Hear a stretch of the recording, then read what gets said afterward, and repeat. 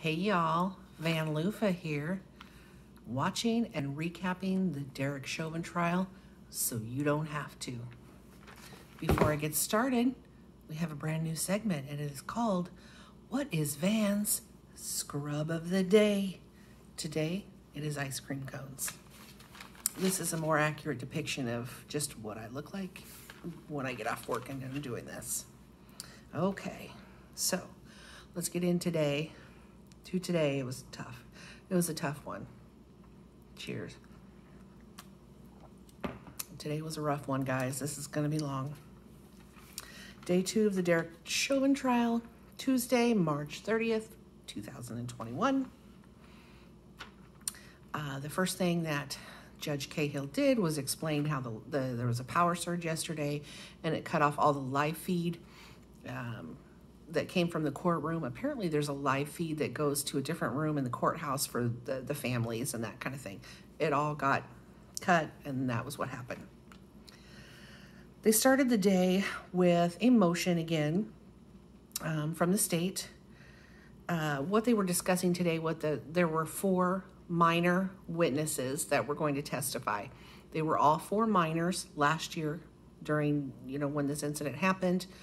Today, 2 of them are now 18, but 2 of them are still minors. So they wanted to discuss just exactly how they were going to handle this, with their privacy and all of that, and all of that stuff. So they decided that, and it was the Media Coalition representative, didn't know there was such a thing, but there's a lady. And basically what they decided to do was they were going to cut off all audio for those 4 witnesses when they gave and spelled their names and those types of things. They were allowed to call them by their first name or by their initials or whatever they wanted to do, but they all decided that they would cut off the audio during that part. Nobody had any objections. It went forward. The second motion was about, they talked about one of the minors who was going to testify, initials DF. Now she is 18 years old. They talked about her video. Her video was actually what they are referring to as the bystander video that went viral. They were discussing, how to protect her privacy, and but apparently she's been very public about it. She had been giving interviews to newspapers and news outlets and had done a video on her public Facebook page about the jury selection and such. And so they were like, how private do we need to make her? She was, very, very public about all of this. So they talked about that, but ultimately decided not to, air her name. Okay, so that was it on those. They moved forward. So we continue back with Mr. Don Williams, who started to be interviewed on day 1, but then the footage cut out. Matthew Frank, attorney for the state, continued to talk to him. The state picks back up. He was just talking about what he observed about Mr. Floyd at the scene. Talked about his eyes were rolling back in his head. He had a look of pain on his face, etc. He noticed that he was gasping for air, and he was upset because he didn't feel like he could intervene, and he really wanted to intervene at this time. He interacted with Officer Tao, and he claimed that Officer Tao pushed him, put his hand on his chest and pushed him back, and he was upset about that. He also interacted with a female Minneapolis firefighter who we will see later, who testified today, and she was also requesting that they check a pulse. He was also in that bystander video using very, very strong language. So when you watch the bystander video and you hear the gentleman that's going on and calling names and very angry, that was Mr. Don Williams. Let's see, when he didn't receive responses from the officers to his questions or his pleading, then he, just kept getting more and more escalated. He witnessed the ambulance arrive, And he testified that even when the paramedics got there to check on George Floyd, Mr. Chauvin did not ever take his knee off. The paramedic came over, attempted to get a pulse while his knee was still on his neck, and then eventually realized that he couldn't really get an accurate pulse, so basically just told Officer Chauvin to get off. And he witnessed that. At that point, Officer Chauvin got up off Mr. Floyd, and they put him on a gurney and left. And that is called a load and go, and we will talk about that later. Let's see. He stayed at the scene then, Mr. Williams stayed at the scene after the ambulance had left. He was still having words with Officer Tao, and this is when it started getting a little rough with this. After the ambulance left, Mr. Williams then called 911 himself. When they asked him why, he said because he had just witnessed a murder and he needed to tell somebody about it. Then they gave Exhibit 20, which was his 911 call. He got very visibly upset when he was listening to the call and had a Kleenex and was kind of wiping his eyes. Apparently he hung up from the 911 call, though, prematurely, because he said Officer Tao was getting in his face and trying to intimidate him and trying to get him off the phone. That was his impression, and he felt threatened at that point. So then came cross-examination by the defense, by Eric Nelson. This is when it got really ugly, guys. And I even wrote in capital letters, he is giving Nelson a run for his money, because in my opinion, there were two alpha males, and they were going to go to toe-to-toe in a pissing match, is what I called it, and neither one of them was going to give in. So Eric Nelson was asking him about his career as a wrestling. Mr. Williams was trying to define what flow wrestling meant. Mr. Nelson said, "So you agree that wrestling is a sport?" And Mr. Williams said, "Wrestling is a lifestyle." He talked about, he was asking about his MMA training, questioning about different chokeholds. They went on quite a while about different types of chokeholds. They discussed about how MMA fighting, they normally have weight classes, but then there's also an open class where two people can fight that aren't even close to being the same weight. Talked about the referees and what they do. He had practiced many, many chokeholds and taught them over the years. But then came the question that, because he had told them that he had, in the past, trained officers in different chokeholds and different restraint techniques. But Mr. Nelson kind of called him out on it and said, "Is it true that you never personally taught officers these things?" And he had to say, "No, I've not taught it personally, but I've witnessed it many times." So, he's just trying to discredit Mr. Williams. He discussed about Mr. Williams' interview with the FBI. So Nelson was trying to bring up statements that he gave to the FBI, and Mr. Williams refused to answer any of those questions until he could refer to his notes. He had copies of all of his notes, all of his transcripts and things he said, and was refusing to answer any questions until he could look over them. So they had to ask the judge for permission, and the judge said yes, he could. They talked about his security jobs, how he had worked with officers in the clubs in the past. Then they got back to talking more about his observation at the scene. Talked about the timing of the EMS calls and the EMS arrival talked about the timing of the EMS calls versus their arrival. And then it got bad. And I even wrote that in capital letters and underlined, it got bad. So then he was finished. And then the redirect from the state They just talked about, the state talked about more about his MMA fighting. He made the comment, you know, you fight in an MMA match, but is there ever where there's 3 against 1? And he talked about that. If in your MMA fight, if someone is rendered unconscious, does the fight stop? He said, yes, it does. Asking also how he deals with crowd control in his job as a security officer. Just talked about more about the scene and asked about his anger, you know, during while all of this was happening.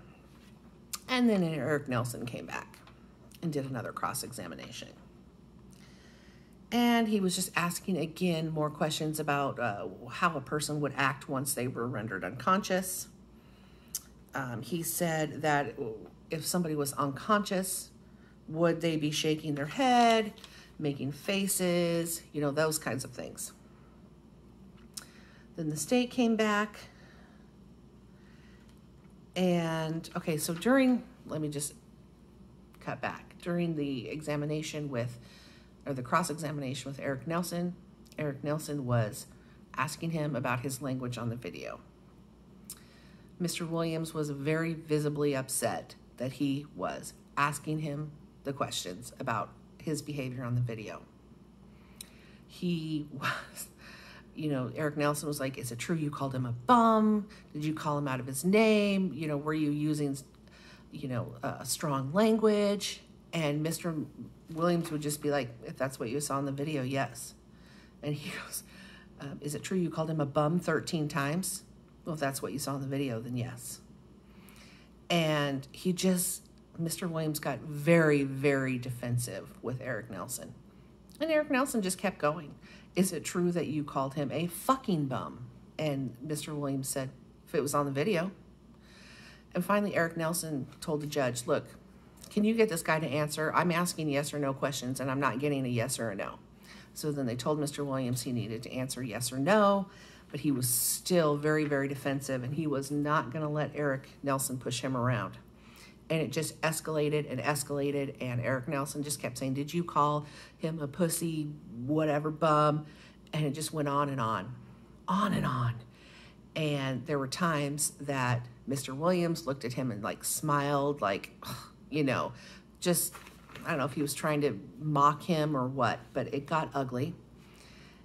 And Eric Nelson kept pushing him because I think he was pissed off too. And he wasn't going to let Mr. Williams know that, you know, he was going to let him know that he wasn't going to take his crap, basically. So it escalated. Like I tweeted out, it was like almost, I thought they were like 2 questions away from, you know, Mr. Williams going, you can handle the truth. You know, I mean, it was bad. I was just sitting here watching this like with my jaw on the ground. It was crazy how bad it got. But then finally Eric Nelson backed off.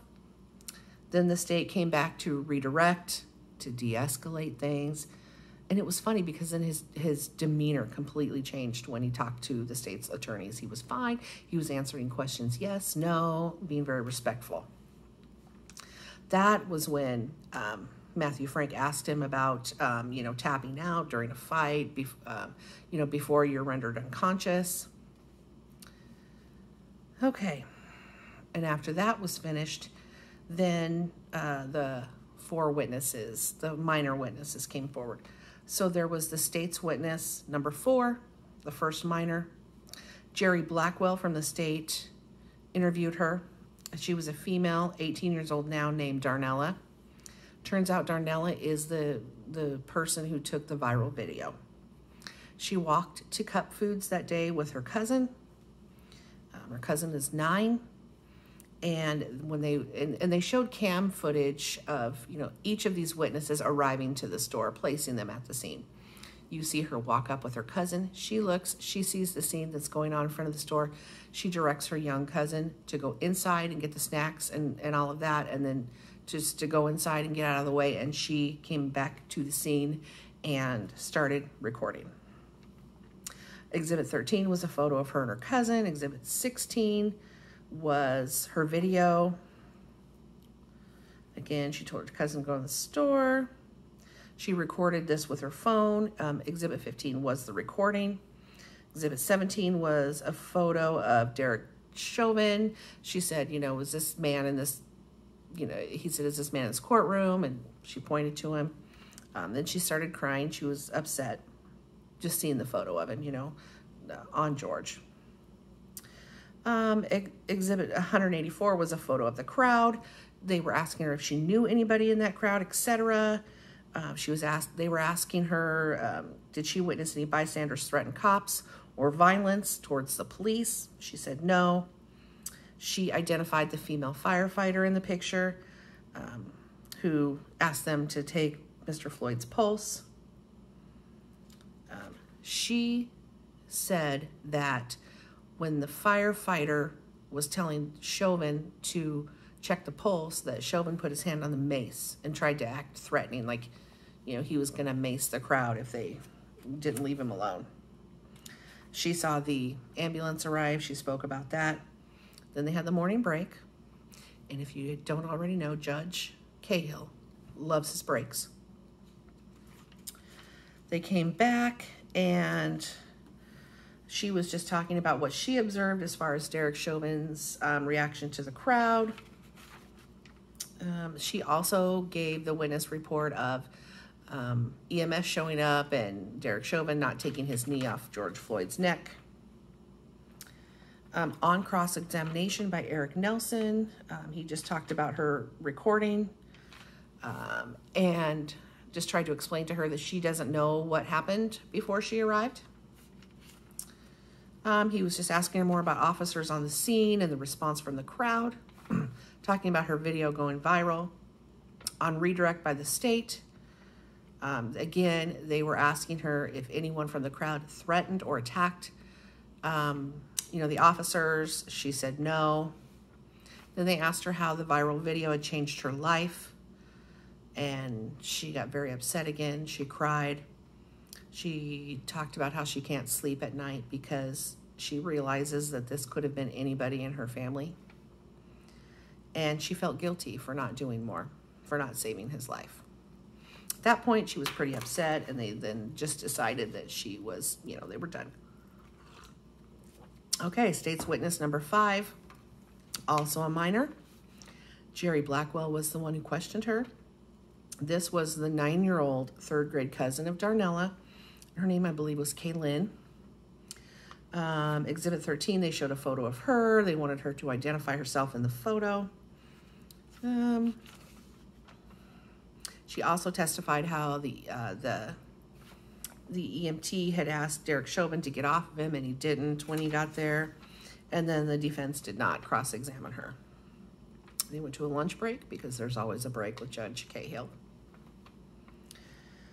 State's witness number 6 was also a minor. And her name was Alyssa, and she was also, she was interviewed by Erin Eldridge, a female attorney for the state. She talked about how she has a part-time job in a pharmacy.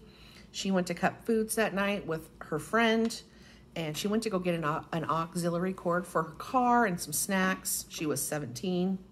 She drove there in her grandpa's car. They did show her footage of the cam, and they saw her car, you know, approaching the scene. Oh, her friend Kaylin, that's Kaylin. Her friend came with her, but she initially told her friend to stay in the car, and she got out and she was going to go into the store. She saw what was going on. Exhibit 1 was just a map of the scene where she pointed out where her car was parked in relation to, you know, the scene of the incident. She talked about what she saw with Mr. Floyd, and then she started recording the scene with her phone, or with a phone. Then they were asking her about what she witnessed. She also started crying. And she also talked about the guilt that she feels for having not done more, for Mr. Floyd to save his life. Then they showed exhibits 26, 27, and 28, which were the 3 videos from her phone. Exhibit 246 was the composite video, which was the cam footage with her video side by side, so they could compare things as far as what she saw from her vantage point, etc. They watched that. That one was hard for me to watch, just listening to her.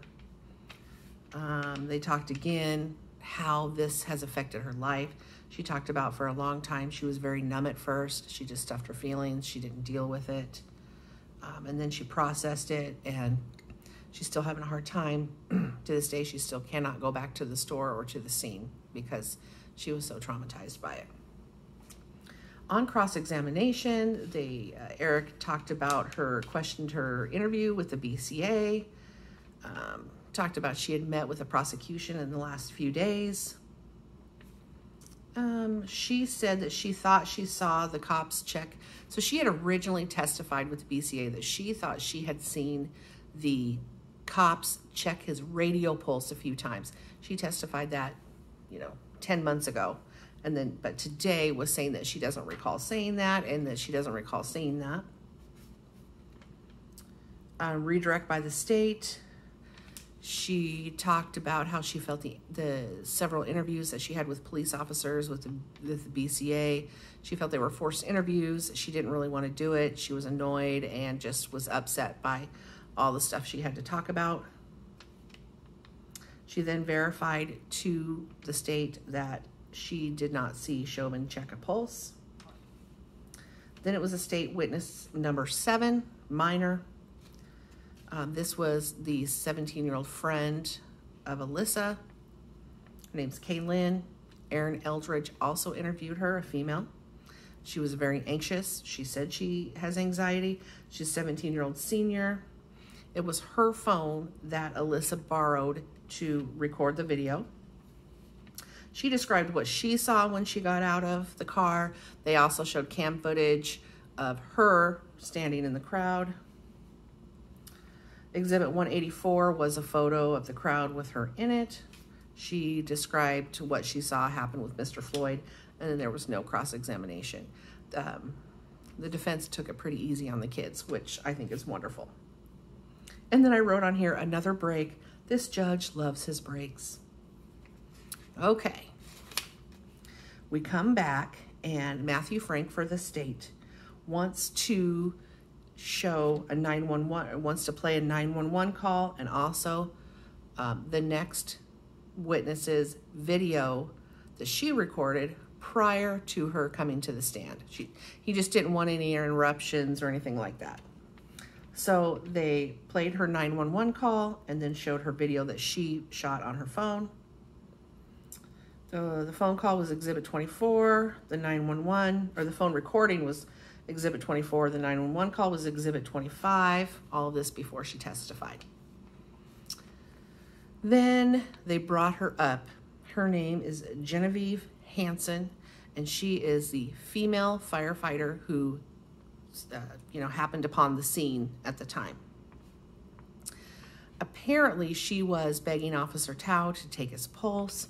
She kind of talked to him a little bit. She told him that she was a first responder, that she was a firefighter, and she testified that he made a comment that said, if you're a firefighter, you can get back up on the curb. And there was video footage to corroborate that he did say that. She just talked about there was lots of screaming and things going on from the bystander. So Exhibit 25 was her call that she made to 911. She was upset, much like Mr. Williams, decided that she was going to call 911 and talk to somebody and tell them about what she had witnessed. She was going to be transferred to the supervisor again, and I guess the call got cut off. She has been a firefighter and an EMT for the city of Minneapolis for almost 2 years. She's 27 years old. She talked about the training she had. She talks about what a typical shift is like at the fire department. She's done CPR on many people. She works 48-hour shifts. She has approximately 1 to 5 calls in a 24-hour period where she would go render aid to a pulseless victim. She was off work that night. She just happened to be out for a walk. She lived nearby. She stopped when she saw the scene to assess the situation, observe, and see if there was anything she could do. She knew that there were no EMS or anything there at that point.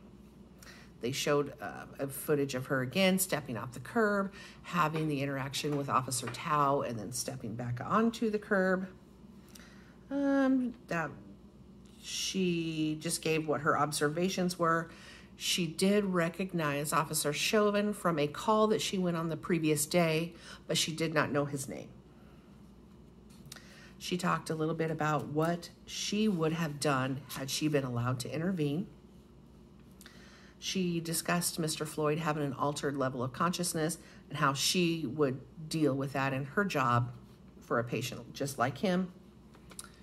She also cried and talked about how guilty she felt. And I really got to thinking about this because 3 women all said the same thing today. They all cried and they all talked about how they felt bad because they couldn't save him. I think that's called survivor's guilt, if I'm right, I believe. So it's just interesting that these 3 women today all mentioned that. Talked about her making the 911 call again. So on cross-examination by Eric Nelson, he asked her about her duties as a firefighter / EMT. They discussed her certification. He made a comparison between EMTs and paramedics.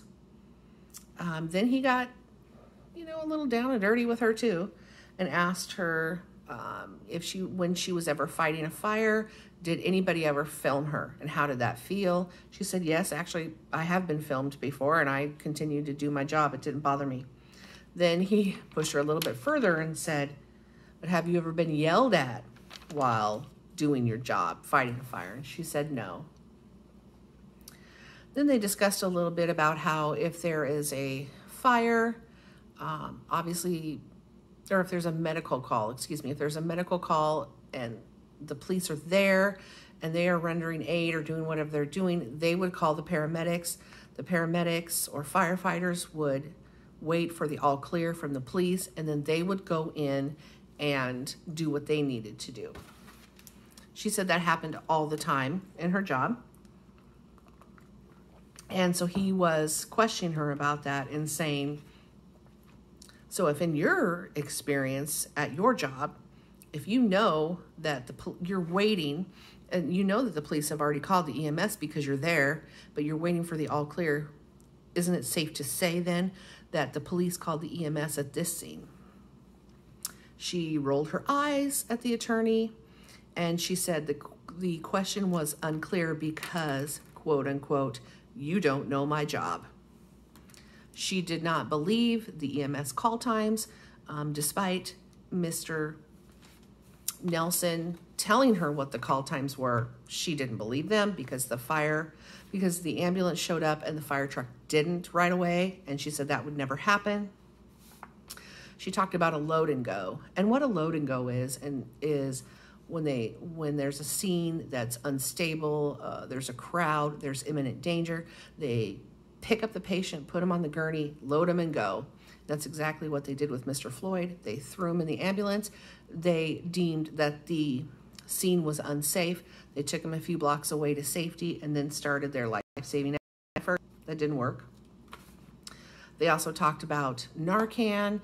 She has it with her because that area, which is her area, there's a lot of overdosing. They talked about having Narcan. Then he started questioning her statements to the BCA. And he was trying to refresh her memory of her statements last year to the BCA. He asked her if she had read her transcripts, and she said, no, I didn't want to. So he was trying to ask her questions about things that she said then, and she got very argumentative and said she couldn't remember. And so finally, he finally said, you know, I'm telling you what your statements are, and you're telling me you don't know. Can you please read your statements that you gave? And so finally, you know, the judge said, can you please read over your statements?